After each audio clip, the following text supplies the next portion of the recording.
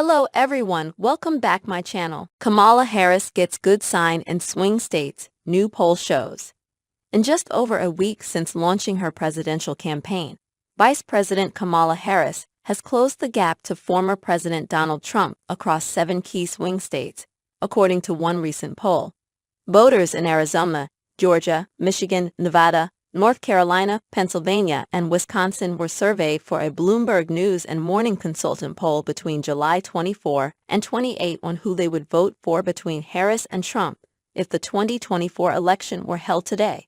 Across all 7 states, which included responses from 4,972 voters, Harris held a 1-point lead, beating Trump 48% to 47%. The results are within the poll's margin of error of plus or minus 1 percentage point, meaning that a hypothetical matchup between Harris and Trump is still a toss-up in the critical battleground states. But Tuesday's results are an improvement for Democrats. In a Bloomberg/Morning Consult poll conducted at the beginning of July, then Democratic presumptive nominee President Joe Biden trailed Trump by 2 percentage points on average across the 7 states. Harris was also found on Tuesday to be beating Trump in Arizona, 49% to 47%, Michigan, 53% to 42%, Nevada, 47% to 45%, and Wisconsin, 49% to 47%. Trump was still up by 4 percentage points in Pennsylvania, 50% to 46%, and the candidates were tied in Georgia at 47%. Newsweek reached out to Trump's campaign by email on Tuesday for comment.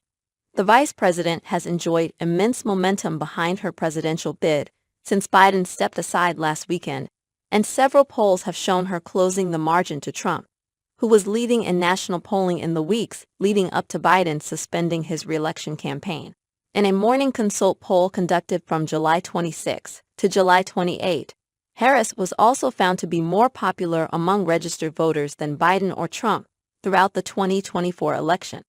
Out of the 11,538 voters surveyed, 50% said they have a favorable view of the vice president, compared to 46% who said they have an unfavorable view. The pollster said in a report that Harris' 4-point net favorability is a higher rating than Biden or Trump have posted all cycle. Trump's campaign previously cautioned about a Harris honeymoon in the weeks following the vice president's entry into the race.